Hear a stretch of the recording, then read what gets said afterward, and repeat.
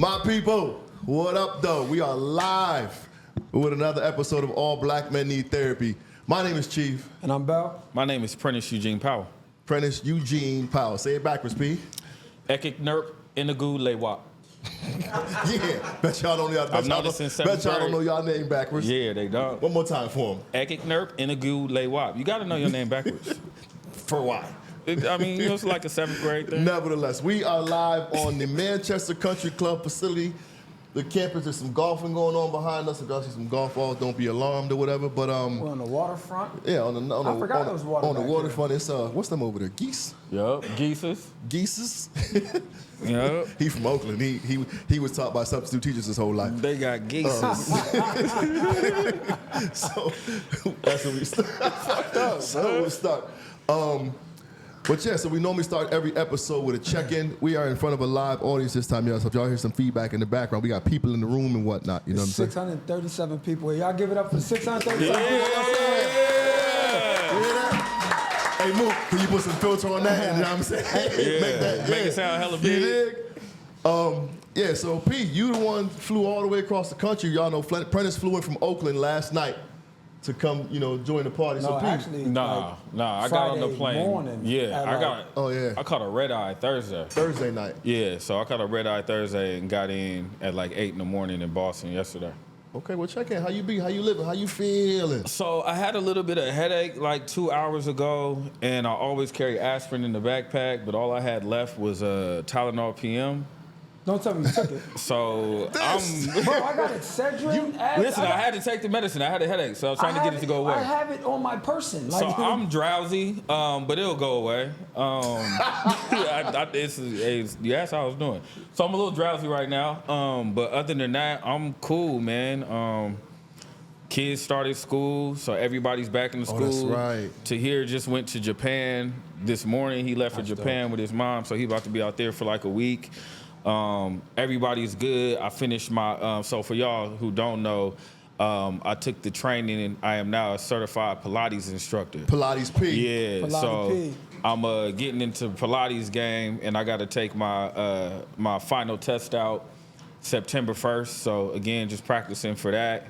Like I said in the last episode, and I'm good, man. Like the house is cool. We healthy, we moving, things are, everything's lined up. No doubt? Yeah. Go ahead. Check in, baby. I'm good, man. Had therapy this morning. You know what I'm saying? Me and the wife, it was good. First time we did it in person in a while. We normally do virtual. Right. So that was dope. What else is going on? Shout out to my daughter Brianna in the back, taking the Love Bree. Bree's holding us down, volunteering for free. For the free. What else is going on? Hopefully the wife and son will pull up for the live taping, but I'm good, man. I'm like I've talked about this every week, just feeling real locked in and low key kind of obsessed with like the passion and the purpose that I'm pushing right now for myself, and finally feeling like I found my lane. I'll talk more about it once I put it together, but I'm just locked in, man. Reading 3 books a week. I'm locked in. That's what's up. Doing well. That's definitely what's up. On my case, I'm feeling real good. Shout out to my moms in the building. Dukes, what's up? Y'all say hi to my moms? Hey. You know what I'm saying? Peaches in the building. By the time the people see this, actually, so y'all go ahead right now, pull out your phones, go to whatever streaming source. Not y'all. No, y'all can do it too. It ain't. Whatever streaming source y'all go to, and type in Michael Chief Peterson, Poetic Therapy. The album is out. OWT, it is out. Check it out, download it. The album is submitted to the Recording Academy. OWT? That's big time That's out, super cuz. out. Okay. It has been submitted to the Recording Academy for contention in the best spoken word album of the year Grammy. So your streams help, and I'm going to get nominated for this Grammy in November. So Here we go. Let's do it. You know what I mean? Last night we had your listening party. We did have a listening party last night. Which That was cool. dope. You know what I'm saying? People got to hear the album live and up person. They got some good feedback. It was awesome. Always get to hang with my guys, so that was cool. Yeah, the album, Prentice made a good point, because we listened to it before on the way to Connecticut. He made a really good point. He said, it's something on there for everybody. Mm-hmm. Yeah. You know what I'm saying? Like, it's something on there for everybody. It's an R&B feel. It got a hip-hop feel. It got just bars in terms of spoken word, like just by itself. So I'm obviously biased, but I want people to listen because I think it's not what you expect. You know what I'm saying? Right. Like from when you, again, me, I'm speaking for myself, when I thought about poetry before you got into it, I'm thinking dark rooms and people speaking weird. The and funk in your left. Yes, yeah, in your yeah. right. You see how you went into the poet? Yeah, like real girl. insane and like, yeah. But it's they got some bras up in there now, so it's cool. I told Bell when we was in the car and we was listening to it, if this was the album you had submitted last year, I would have been like, huh. Because meaning like in comparison to mine, I'd have been like, damn, he has an up on me. Because what I know now, our album, we got feedback, our album was too specific to win. Like we found that out. You know, it was all about blackness and black men and blackity black, me. Which is cool and great, obviously enough to get nominated, but it wasn't general enough for the masses, for the general ear. And you really have a lot of content that I can hear young people listening to, a lot of different type of people gravitating to maybe one or two tracks out of it. So I think it's a lot more well-rounded, man, and just the engineering, the mixing, the music, the length of the poems, and not being too long, man. Like you gotta, like it's gonna be a problem, bro. Like I appreciate for real. that, So man. all you gotta do that. is push this shit. Yeah. That's So it. It's out. When y'all get it, share it, tell a friend, post about it, tag me in it. We got to let the world hear it because I'm super excited about it. I put a lot of work into that thing, a lot of long nights, and it's crazy, yo. I want to shout you out too. So I've really been grinding these past couple of days, and sometimes we're not aware of how we show up. And obviously I don't know it in the moment, but I'm moving and shaking, and I want to, you know what, let me get my bag. So those who don't know, Bella and I have been the best of friends for 25, 30, damn near 30 years now. 30 years, Probably over almost, 30 yeah. years now, and literally been close the whole time. It wasn't like, you know, we knew each other back then and met when we were older. Like we've been rocking the entire length of the time. But he sent me a message the other day, and it kind of like, I won't say it caught me off guard, but it was just kind of like eye-opening because I'm so in the thick of it that I don't realize how I'm showing up. And he said, in all seriousness, I'm just giving you my thoughts based on what I've observed. The pressure of all you carry is starting to show up. I don't know how long you've been carrying it, but you have to find a way to release it. I don't know if that means therapy, a solo retreat with no phone, just you, but it's time for you to put yourself first. You've been strong long enough. And I'm just like, damn, like, what you see? Like, I don't realize, you know, how I'm showing up and how I'm presenting myself, but if my people can see it and it's to the point where now it's like, okay, it's a little, like, it's you a little irritable or whatever the case may be, it's showing up, and he put it out there, and I'm just like, damn, like, so it's just good to have people in your corner who can help you kind of, what's the word? Level set. Yeah, level set, but I'm looking to find your equilibrium, like get back to that balance, that balanced state. So, you know what I'm saying? So I appreciate you, bro, for calling it out because it gave me a realization that I maybe need to sit down for a minute. So after tonight, I think I get a chance to kind of like, Yeah, a lot of the heavy lifting as it pertains to your art, right? Right. The podcast, the poetry album, like that's gonna be behind you for the most part. Like obviously another phase starts, but the heavy lifting of getting it done and traveling in New York and all of that stuff, like that's all done. And find a window, man. Like find a window where you can just get away. You know what I'm saying? Like, well, we got a trip coming up. That's gonna be good. You know what I'm saying? that's gonna be good, but that's still gonna be stimulating. You know what I'm saying? Like it's gonna be 8 people. You know what I'm saying? Total, potentially. So it's like find some time, man. Like find some time to go to even a hotel room down the street, bro. Like you don't gotta go nowhere. You know, I do that often. Like to go lock myself away and then turn my phone off. I'll be good with that. That's what I'm saying. Like and that's perfectly fine. Like even being here in front of this water is just like peaceful. Mm-hmm. You know what I'm saying? Like as I'm looking out, you can't see it, but you know what I'm saying? We didn't get a chance to really, you know, enjoy it. We've been here which is part of the problem. working and grinding. You see what I'm saying? That's part of the problem. Right. So But no, overall, I appreciate you, bro, because it really like you don't realize how we show up in the moment. You know what I'm saying? Man.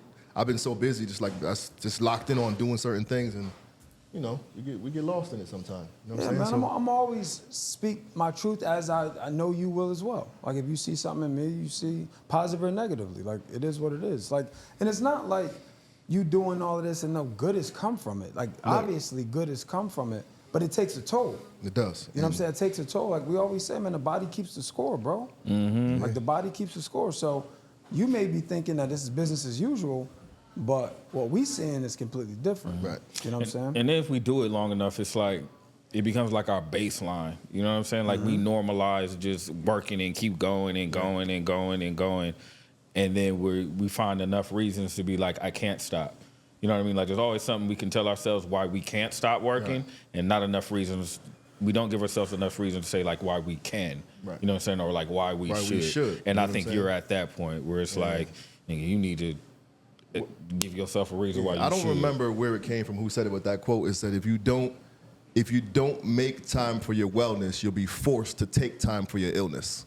Yeah. So we got to make sure we taking care of ourselves. You know what I'm saying? That's so very real. Yeah. So I don't want that to walk up on me. Yeah. You know what I'm saying? So Yeah. I definitely got to make sure I'm slowing down and That ain't taking what my you time. want, player. Yeah, that definitely ain't what you want. So No. say it again. If you don't make time for your wellness, you will be forced to take time for your illness. So make sure you're taking care of yourselves. Black men, go to the doctor. That's a fact. We ain't going to the doctor enough. You know That's what I'm a saying? fact. That's actually not a bad segue into about what we're going to talk about True. today. It's not a bad segue True. at all, which I'll get into. But before I do, is that you, Mookie? Oh, anyway. So for those of you who have not been to our website, check out our website, abmnt.com. You can get all our merch there. We got merch in the back as well. But subscribe to our YouTube page if you haven't. But today I want to talk a little bit about this conversation I had. At this point, it probably had to be like 3 months ago. I went through a transition at work and everything like that. And a buddy of mine who used to work at my company, probably like 3 years ago. Also, sidebar, like, I feel like I can't swear. Because I'm in a country club. Listen, I'm on a country club with a Boys in the Hood t-shirt on. You can motherfucking swear. I'm like watching my words. But anyway, so shout out to my man Bowen. He went changed companies, thriving, doing this thing. And we were catching up.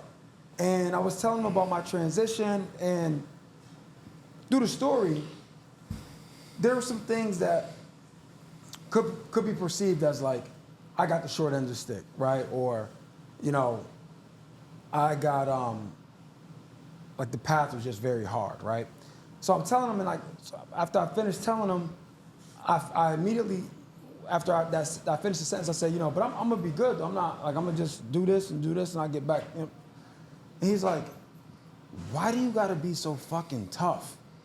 That's what he said to me. And it caused me to like pause for a second. It make you want to punch him in his mouth?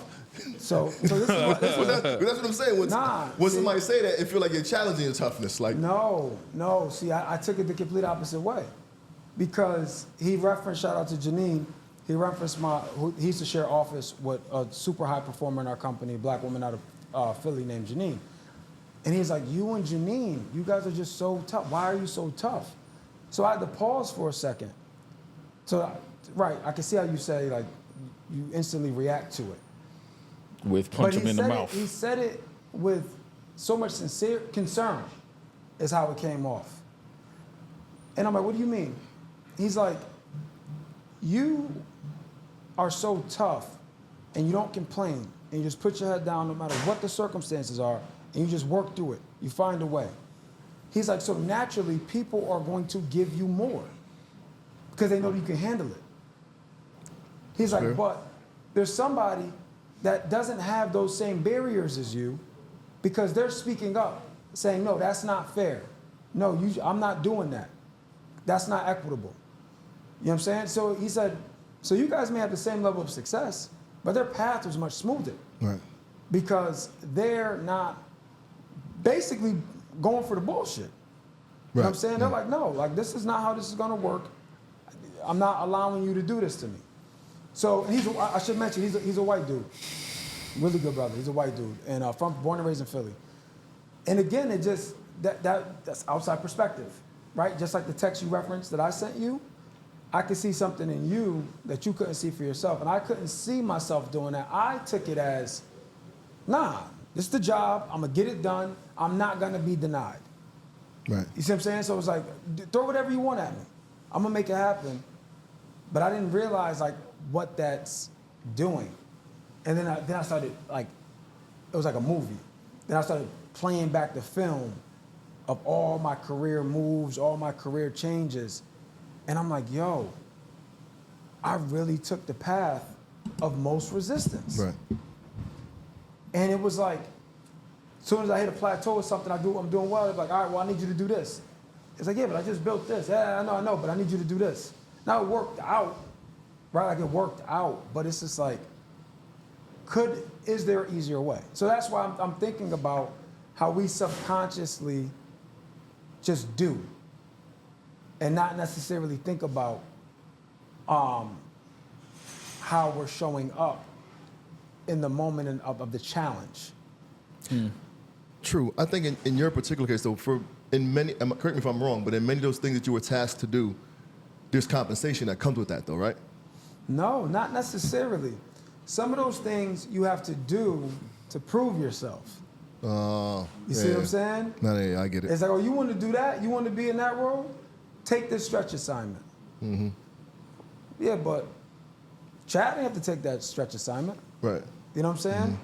So that's the whole thing, and it's like I could have said no, but that's why I'm having the conversation, because in my mind it's like you say no, then you miss out on the opportunity. Mm-hmm. Mm.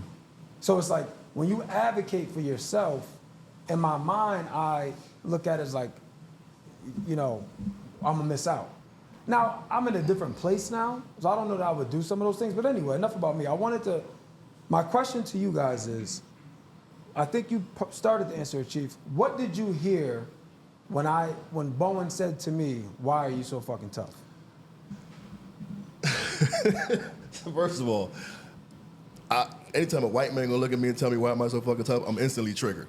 So we gonna start there. Okay. You know what I'm saying? So I don't know. I think you instantly get defensive off the rip. Yeah. I'm not sure how I would respond in the moment, but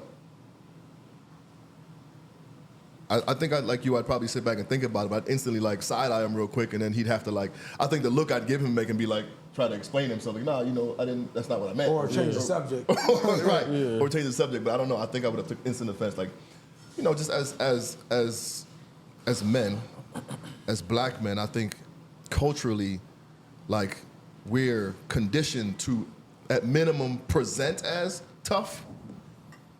You know what I'm saying? Yeah.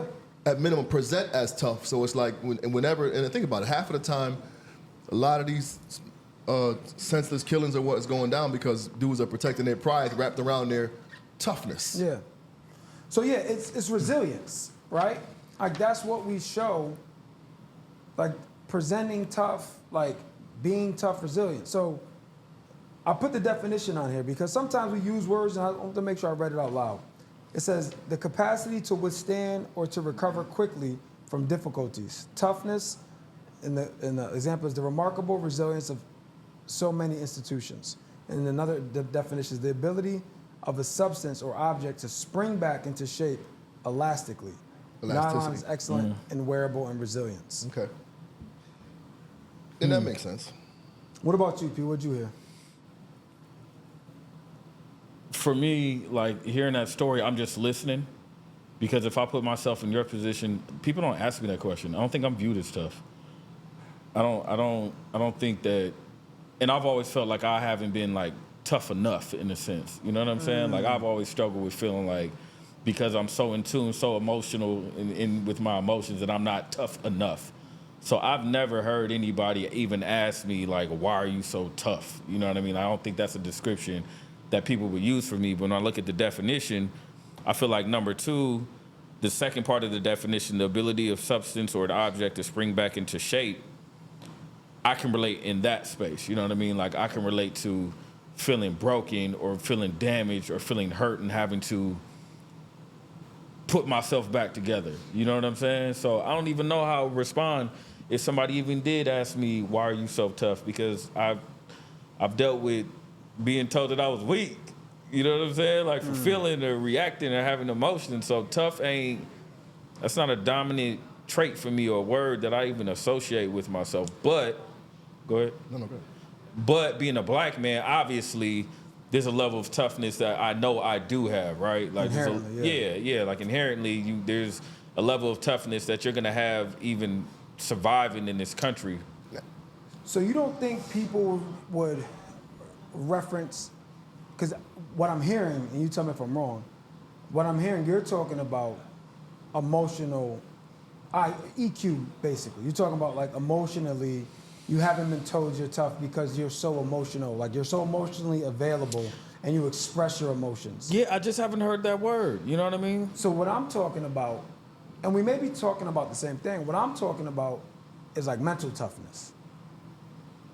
You see what I'm saying? Yeah. So here's the crazy part in that, yo. Like, I'm listening to it, and as we start to evolve as men and get older, I think we sort of remove ourselves from that toughness having to have in survival, and now the one who's overcome the adversity and powered through some things is tough.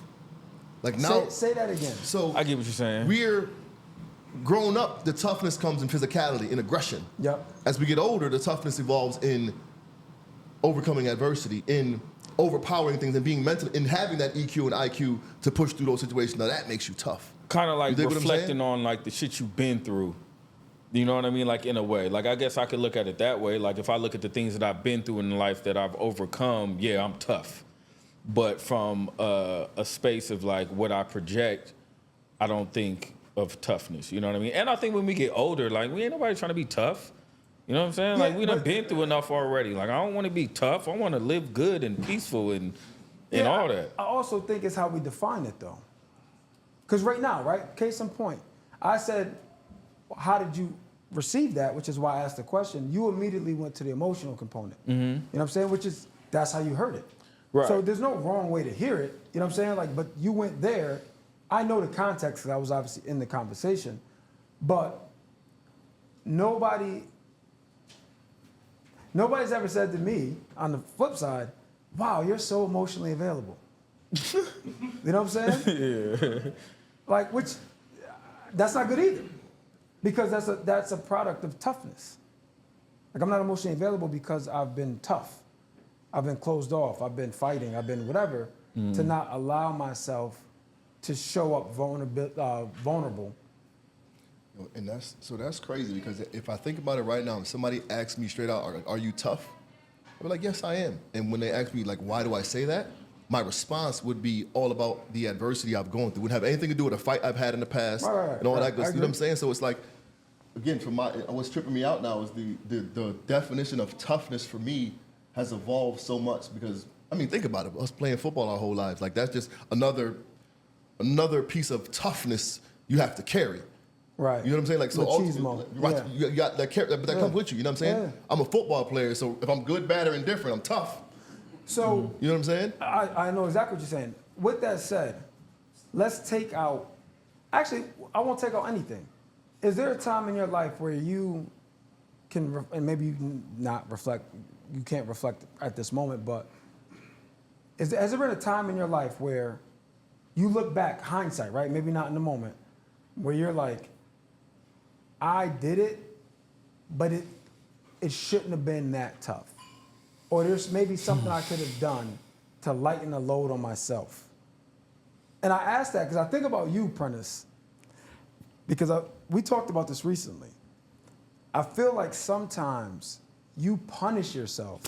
That's already, you already know that's what I was saying. You know what I'm saying? For like, and one example, I'm like, yo, bro, like, you was in a funk, and I'm like, you know it doesn't have to go like this. You know what I'm saying? Like, and he's like, nah, I just feel like this is my consequence. I'm like, chill, judge, jury, and execution. like, it don't gotta be like that. You know what I'm saying? Yep. So is there, I mean, obviously I can think of a time, but for you, do you think of a time that where it's like, I pushed through that, but if, instead of running through the door, I could have took 5 steps over and there's another door I could have just opened? I think I can't pinpoint anywhere now, but I know there's been several times in life where, like, I chose the harder route. The path of most resistance. It's funny because I wasn't even thinking about this when I wrote this, but there's one glaring example. What? The renovations. Oh. right. But I mean, that's not related Not related to what? to toughness. That's Yes, gonna be it a whole is. nother Like, conversation. you're Here we go. you're gutting it out for no reason. Like, all right, let me give y'all some context. Cause somebody was like, it's hard to follow y'all sometimes because y'all be talking about stuff from other episodes. If we didn't watch the other episodes, we don't. So Double back then. So context, y'all. They online. Context to you guys and everybody listening. So my uncle, who hopefully will be here tonight, is shout out to my cousin Irvin in the back. He don't be sitting with everybody, trying to be incognito. But my uncle's my contractor, so he does all my work. I've owned a good amount of houses. And it's crazy because he's done a ton of work for me. Everything I've had, I mean, from a roof, my uncle's literally taken the front of my house off and put it back on. Like, he's done everything, right? So Chief, last year, or it might have been 2 years ago at this point. 2 years. 2 years ago, my uncle's doing my bathroom at one of my rental properties.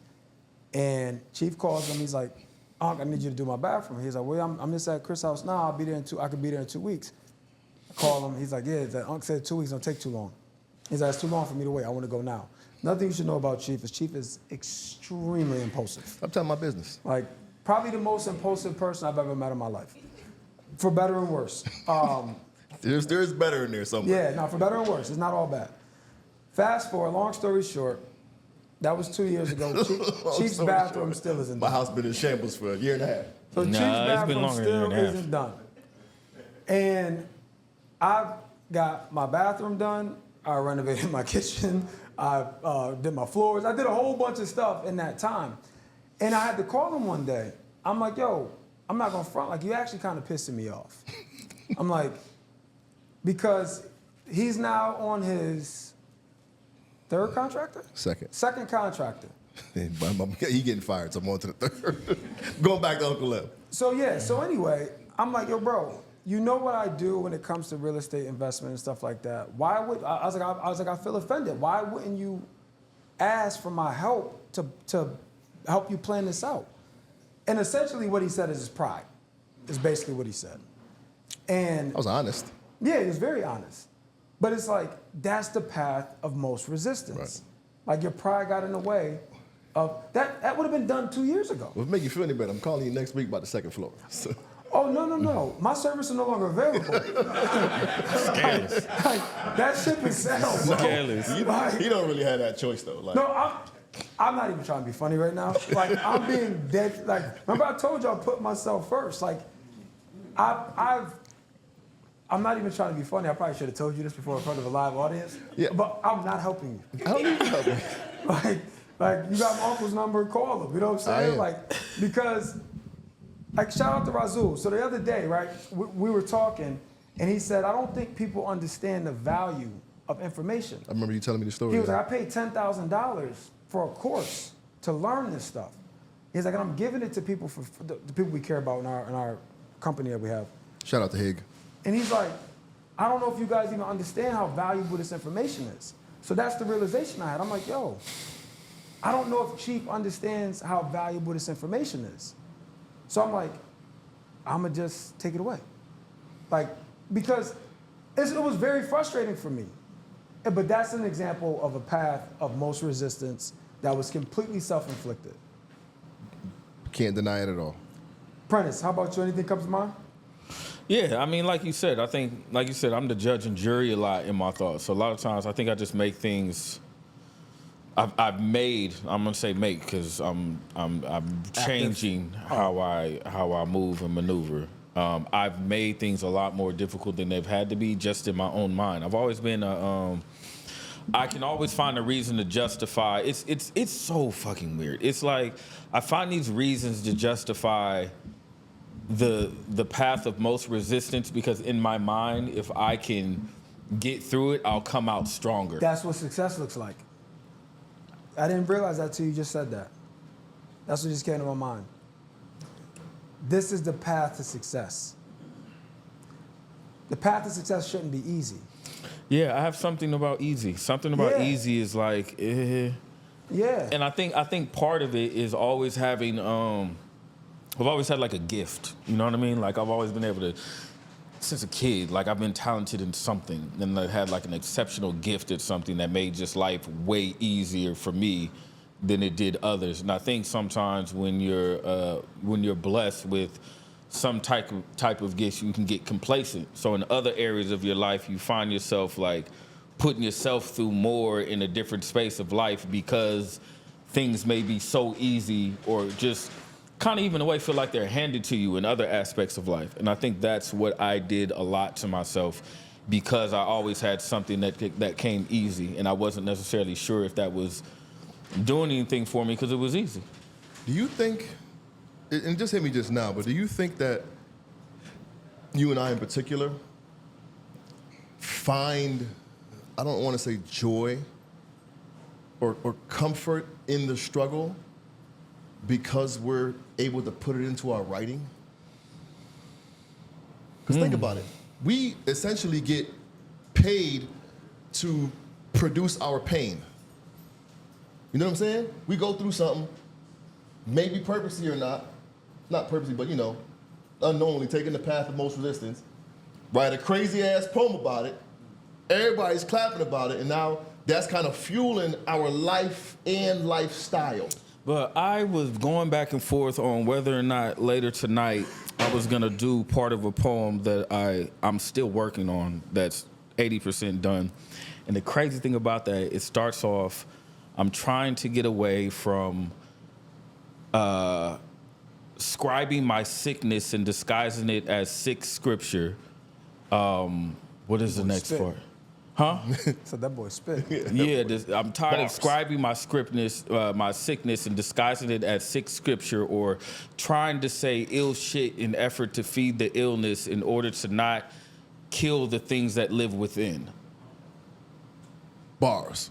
And it's crazy that you say that because that's exactly what I'm writing about, is the easiness of being able to articulate it, but it's a Band-Aid. It's a Band-Aid. Right. You know what I'm saying? Like it's only a Band-Aid. So I think that could be, I don't know if joy is an answer. No, but it's No, almost like comfort. silver lining. Comfort. No. Yo, and so I say that because one of the pieces I'm probably gonna do tonight, my heavy joint, was inspired by a conversation I had with Prentice. We was doing a writing prompt about something, and I read it, and he's like, "Yeah, that's good, bro, but like, why is everything you write always got like that heavy feel to it?" And I'm just like, "Shit, like you don't think about it because." That's the comfort zone. But again, it's a way to purge. You know what And I'm it's a saying? comfort zone, we're too. We're purging, and it's still like, but it's like, damn, like everything I'm putting on paper carries this heavy Yeah, essence. you It may get used not- to cutting yourself. Like you get used to doing it with the pen. You get used to just slicing. You get used to slicing again, and motherfuckers is like, "Oh, that shit is tight. That is great." You're like, And it's "Okay, crazy. look, I can cut deeper this And time." I just got a shirt, and the shirt says, "There's nothing to writing. All you have to do is open a vein." Oof. But that's literally what we do, right? Like there's nothing to write and there's nothing to write and just sit down and open a vein is what it says. That's all you do. Yeah. So you get comfortable with it. And I think there are people outside of artists who can relate to that. Like there's if you go through something enough and you don't treat it, it becomes part of your normal lifestyle. You know what I'm saying? And you're just used to it. So if it consists of reopening wounds, then that's what you do. But you gotta, So here's a question.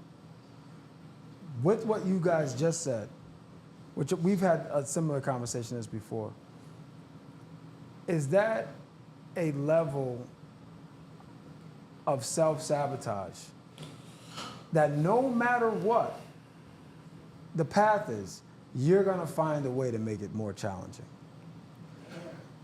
say it again. I don't know if Can you say it again? Yeah.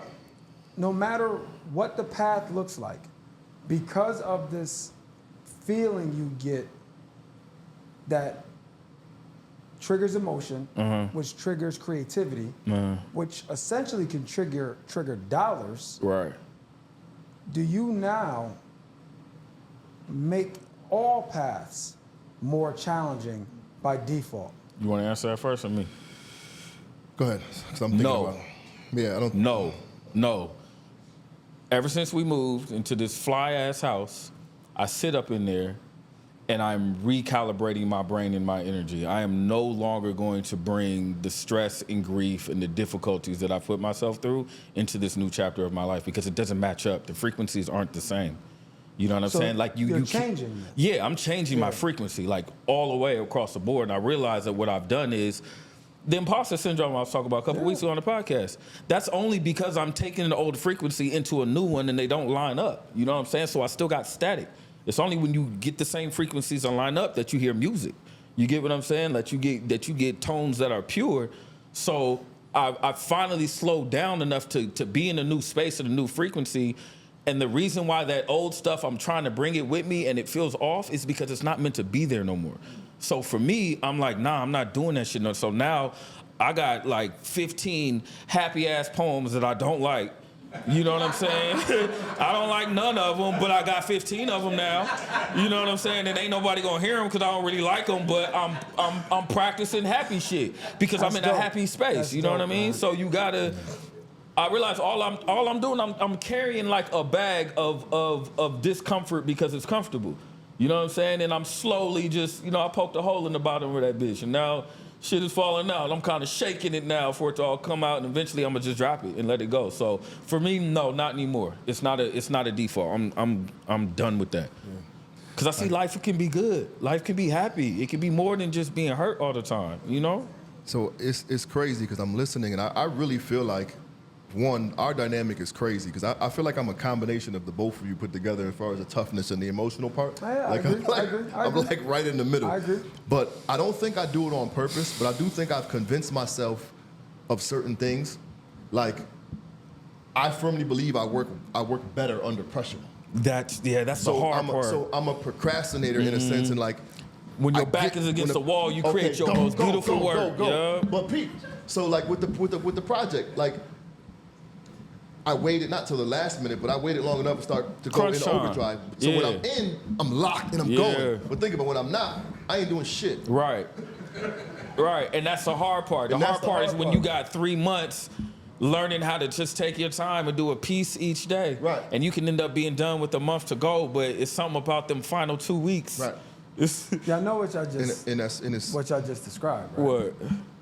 Making a smooth path hard. Right. I'm not denying that, but what I'm saying is like, because I've had this conditioning to myself, like I could do things in the last minute and blah blah blah blah. I think it's naturally happened that way. But again, I found myself in spaces where. So here's what I'm gonna say to both of you. This is wild. Because both of you guys are I feel both of you guys. I think we all are, but definitely you two are at a place where life could really change if you allow it. Mm-hmm. And I lost my train of thought, but basically what I was gonna say is something along the lines of, like, do you believe that though? Here's what I mean. No, I agree with your question. Like you believe, whether you believe it or not, like if you believe your life could really change, but if that came back to me, but that means you're gonna have to start doing things differently. Are you willing to make that change? Because there's a quote. It says, if you want to do something you've never done before, you have to become somebody you've never been before. Change frequency. Right? So it's like, in order for you to become that person, you're going to have to switch your things that you're doing. And it has to be a permanent switch. But the thing is, though, my opinion, both of you are hardwired to make your job so much harder. You're both hardwired that way. So it's like, how do we adjust it? It goes to the belief. The belief is everything. If you don't believe, it's not going to permanently change. It's going to be a temporary adjustment to get a result, and you're going to go back to your baseline. But you have to believe that you can, first and foremost, change the frequency. You got your behavior. You have to believe it. Like, you have to believe it. So you got to tell yourself, it may take like 3 months of convincing yourself that you believe it before you see results, but you have to believe it, because believing it is going to change your daily behavior. So what happens when you get an opportunity, same circumstance, like not necessarily an album, but I don't know, like if one of you guys had an opportunity to write and get paid, but you got X amount of time to get it done. Like where's your mind at? I got 2 months, so I'll start 2 weeks out, or? If I'm being honest, that would cross my mind, pending the opportunity. Like I could see myself fucking around and blowing a gig because I waited. I did blow that actually. I did a couple years ago, but again, I'm far from that. But I was asked to write. Make you so mad, huh? I was asked to write a poem for from ESPN for Derek Jeter's retirement. What? I remember that. Yep. And what happened? Mind your business. I was broken. No, really, what happened? Yeah, I was a broken man. Nah, I blew it. I dropped the ball. You just didn't write it. Like you procrastinated and found a reason not to do it? At the time, I wasn't really into baseball and just like procrastinating on the research and just learning about them and whatever, and just blew it. Damn. Blew the opportunity. Yep. Yeah, that's crazy. Yep. I wouldn't have done that. Yeah, I dropped it. I wouldn't have done that. That's one I would not have. Yeah, I wouldn't have procrastinated on that. I definitely dropped the ball on that one. On some like I got a bunch of time. Let me do my research. I'll do something this day, do something that day, and totally blew the opportunity. So a trippy thing about me is that when I get contracted to do stuff that are like big contracts, like copywriting or like the Emmys or something like that, because I know a lot of writers are lazy in the entertainment business, they gravitate to people who have quick turnaround times. Yep. So because I know that, whenever I get contracted for a writing gig, I'm sending something back within hours because I know that looks impressive to them, and they're like, damn, we gave you 7 days and you sent this back in an hour. Hours, yeah. And then what happens is they start calling me for treatments and language that they already got back, and they don't like the language, but they only have 24 hours until they start recording, and they need this to be edited. So they're like, Prentice be giving us stuff back in an hour. So if we got 24 hours to do it, let's pay him to do this and write it back. So in those areas, I don't procrastinate. But if it's something like my own project that I'm working on now that I need to do better on, then I'm like, because it's for you. Right. Yeah, it's for you. We talked about that with the Pilates, the structure and everything like that. Like you've been self-employed for a very long time. Yeah, it's been 6 years now. I wrote it down earlier, but like a lot of it's kind of off topic. But you talked about like in the workforce, we tend to just take on things and keep pushing and take on the next load and keep pushing, and we have a hard time saying no. Yeah. How often do you find? I know there may be opportunities you have to turn down because they always come at us with these low budgets. Like, you're not getting me over there for that. Like, yeah, that's no. Hard when you broke. How hard is it now? Is it easier now for you to say no? And it's funny because I was talking to Butter yesterday, and he was just talking. He was telling me about myself, and he's like, "Dude, you have a hard time saying no." He's like, "You need to find comfort in saying no, and then go buy some ice cream." That's what he said. he was like, "Say no and take yourself to get some ice cream." And I'm like, "That's crazy, but it's real. Like, it's very difficult to say no when your heart is big, or even when you're chasing a goal and at work and you're trying to get somewhere. You know what I'm saying? Like, nah, I'm gonna take this because I'm gonna show these things. I'm gonna show them I can do this shit. You dig what I'm saying? I'm looking at somebody that's helped me start saying no and creating boundaries. That's all it is, bro. Now, what I'll say, I'm better now at creating boundaries with family and friends because of one Lorraine Bellamy, right? But at work, at that time, I wasn't, because we're striving to get something. Mm-hmm. So you get convinced, or they convince you that this is contingent on this. You do this, you get this. But I could have been like, no, I'm good right here. But because, and I'll speak for myself, because in corporate America, there's not a lot of people in these roles that look like me, I then carry the weight of everybody looking at me. Mm-hmm. So it's like, if you telling me, because here's the opposite, here's the flip side. I don't do it, and I don't get promoted like I thought I would. Now it's resentment. Mm-hmm. You know what I'm saying? But the challenge is with us in those roles is it never works out the way they said it's gonna work out. Mm-hmm. Never. It's like, yeah, I know you did this, but because you did this, now you gotta do this. Mm-hmm. You know what I'm saying? And then I promise you, you do this, it should work out. Because you're still missing this, and this. Well, I took this job to get this, and this. Like, yeah, but they don't know you over there. They don't know you in Norfolk, Virginia. So is that a form of being tough on yourself, agreeing to continue to do it? No, you know what it is? I said before on the podcast that my ambition sometimes defies logic. So it's the thought and the idea of achieving something you've never achieved before, and in having these people who you, air quotes, trust that can help position you. Now, please hear me clear. There's been a lot of people in my company, in my career, that has helped me immensely and did exactly what they said they were going to do after I did what I was supposed to do, 100%. So it's not like I'm not bashing my company. It's not like it's a situation where it's like all I've done is what they asked me and I never got anything in return. That's not the case at all. But what I'm saying is you build up armor. You build up armor. So then what happens is if it's a tough assignment, perfect example, 24-hour turnaround. We'll call Prentice because he's good at getting this stuff done quickly. Mm-hmm. Well, we got a tough job. I don't know if, we ain't never sold in Springfield, Massachusetts, but Bellamy will do it. It's a good assignment for him, right? Like, he'll make it happen. He's used to tough things. I think the thing is, you get labeled. Yeah, I think it's, you said like we build an armor. I'm thinking like maybe the problem is like we don't know when to take that shit off and breathe for a minute.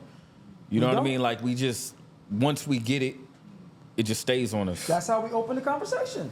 Butter said something to me yesterday. We were having this conversation. It was similar to this. And he said, you need to take your cape off and make it a blanket. And I was like, shit. Man, that's some shit I wish I thought of. He said, you need to take your cape off and make it a blanket and cover yourself. Like for real. Here's my challenge with that. My challenge with that is now that seems complacent. And I know I'm talking out of both sides of my mouth. So just stick with me, right? It seems complacent to me.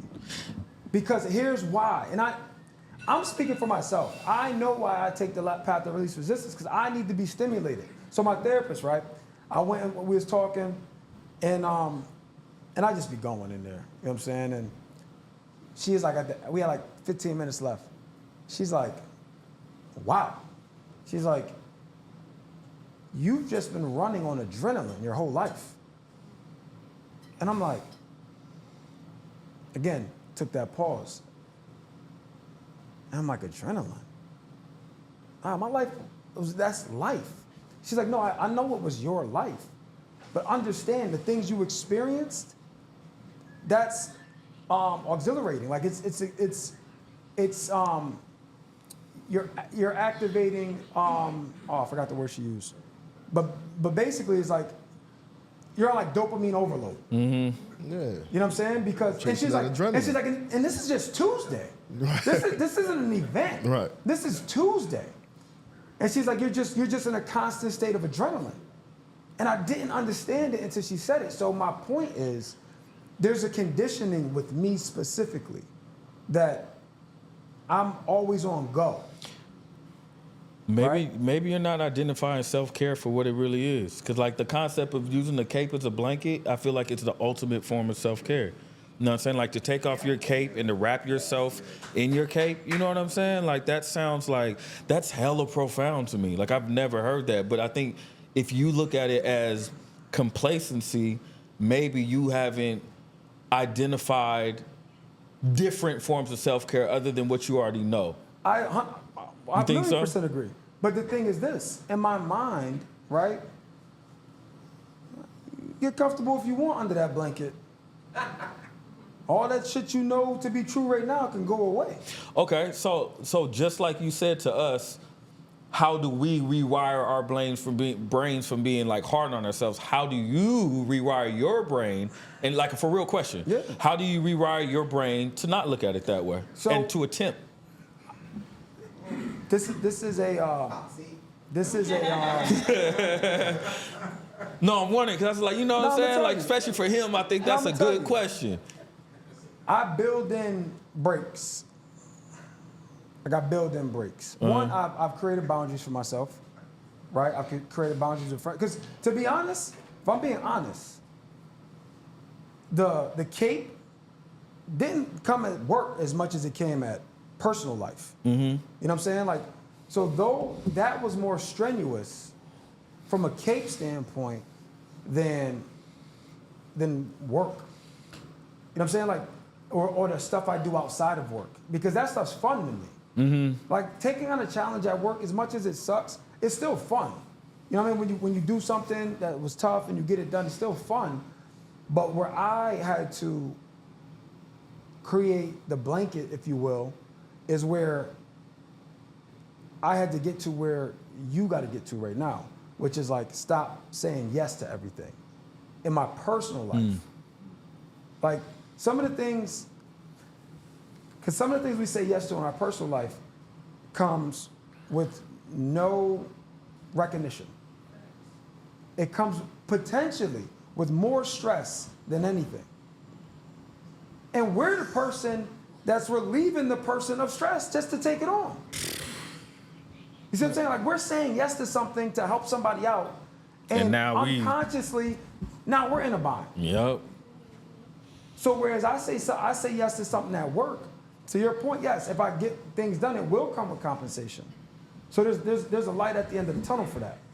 In the moment, that may be hard to see because it's tough, but that's a boundary that I set now in my personal life where, again, even with the podcast, we talked about different things that I'm scaling back on because I gotta put myself first. You know what I'm saying? So my blanket comes in the form of my boundaries outside of work. You know what's crazy? Is I'm sitting here listening, and we all have taken our individual space to better ourselves and move in a different direction and say no and so on and so forth. But that's when my emotions kick in.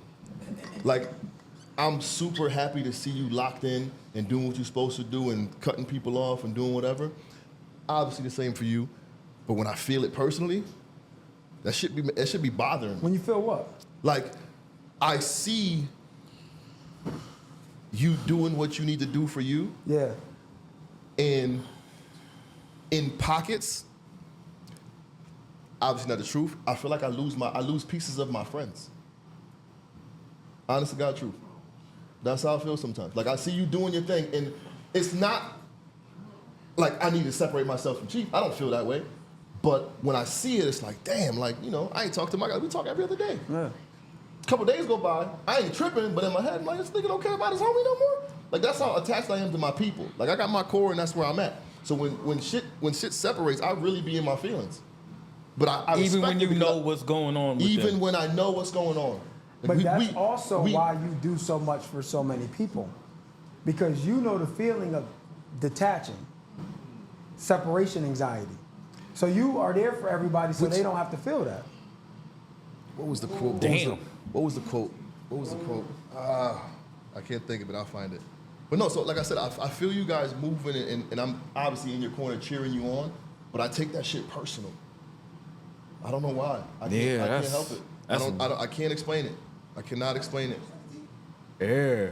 That's something you got to look at. That's honesty though. Like that's, Yeah. Because again, you guys know my circle. My circle is my circle, and I talk to my guys. I communicate with my guys, and maybe I feel like it's like Abandonment?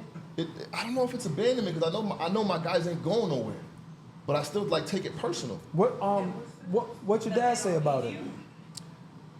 Not that they don't That's need what I say, me. I almost want to abandonment. Or is it that they don't need you? No, I don't think that's it. I want to because I feel like I'm not. I want to be a part of the journey with them. I want to support them on this journey, and even if my support is, you need to lock in and get your shit together and do it. You know what I'm saying? I can't help you with this. So I feel like. So here's the ill thing. Part of my epiphany the other day, when I was like, I think I talked to you about this, because I told you, my therapist asked me even about you, because I talked about you in therapy. She's like, why are you so hard on him? You know what I'm saying? And I'm like, then I realized I was projecting. So I was getting at you for getting work done that needed to be done, at least I thought needed to be done, in lieu of me not doing what I needed to do for me. It had no clue. No clue. You know what's crazy? So what I did was, after realizing that, I'm like, me lecturing him about using the right contractor isn't going to help him. I said, what I need to do, I just need to raise the bar. And I know him, he'll follow suit. Like I need to do what I need to do that I'm saying you need to do for me. in every capacity, and then allow the bar to be raised. But this is the path of most resistance, again, we're talking about. So as much as, like, I get sick of y'all niggas getting at me, I feel like I need that shit. Like, I'll be ready to toe-to-toe with y'all cats. No, you need a therapist. I got it. And, nah, but for real, like, I be feeling like, Yeah, that's some therapist shit. it's weird, bro. Prentice like, tap me out. I don't know. Yeah, I don't know that one. That's you got to get some. It says the nigga who been lying to his friends for 2 years about I getting have a not. therapist. I've been honest, bud. I'm going to, but I just haven't. I haven't lied to y'all. That one time I did sign up, I just. No, I just didn't. You know, it didn't happen. Anybody watching the episode can see you clearly need the most therapy. But we are. We're not gonna do that this episode. We're not gonna do that. Back to you. We can trade. Hey, we can trade off on the hot seat all day. Nah, All day. We running up on time, man. I thought this was cool. We might be able to do another Q&A one. too. We'll do a Q&A and see Q&A, what we happens. got. Yeah. Okay. So, nah, man, these are always like powerful episodes, man. And I think it's the super dope part about it is we have these conversations on our own, and then we're still able to put these out there, and people can literally see and hear the vulnerability within it. And it's so dope because I don't think there's many brothers out here really having these genuine, like heartful conversations. You know what I'm saying? Well, hopefully there's more now because of the awareness of the podcast and therapy being destigmatized in the underserved communities it's been. So I'm super appreciative of these conversations, man. Like my life being shambles, fighting how you dudes, man. Word up. So it's always a beautiful thing to have these conversations, especially when we have a bunch of these oh shit moments. You know what I mean? Yeah. So it's always cool. So we finish every episode, guys, with a final thought. Just kind of what we pulled most from the conversation, and then we go ahead and close. So, Bell, you first. Gonna call me first. Final thought. Final thought, man. Keep trusted advisors around you, man. Trusted people, trusted friends, like people who genuinely care about you, because you know, it's hard to see the picture when you're in the frame, you know, and you need somebody to look outside in to help you realize some things about yourself. So I would, that's my final thought, man. Just keep people around you that's moving in a direction that you want to go. Lately, I've caught myself, and I'm proud of myself. Lately, in the moment, I've caught myself in the moment of making things more difficult, being like, yo, why are you doing this? Good. I don't have the answer yet, though. You know what I'm saying? Like, I don't have the answer yet, but lately I have gotten to moments where I'm like, you're making this harder, RIP. Literally, like out loud, why are you making this harder? Why are you not doing this instead of this? And I haven't found out the answer yet, but I'm happy that I've gotten to a point where I can catch myself at least, because that's progress in the moment. So I say that to say that try to just slow down a little bit in your thinking process so that you can catch moments a little bit quicker. You know what I mean? Like, so we don't surpass an opportunity in real time to be able to self-analyze. And I think that I've been missing a lot of opportunity to self-analyze in real time. So really just, you know, I encourage everybody listening to really just try to analyze in real time. And sometimes we got to slow down in our thoughts and give ourselves more time to think in order to do that. So yeah, just slow down a little bit. In moments where things are difficult, ask yourself, why are they difficult? And if you're contributing to that, the you know, it being so hard in that moment. I think what I took most from it, well, there's a lot I took from it, but I think one point I want to highlight is on your path to success, if you open your eyes, there's probably an abundance more joy than there is struggle. But we've become so comfortable in the struggle, we don't recognize it. Mm-hmm.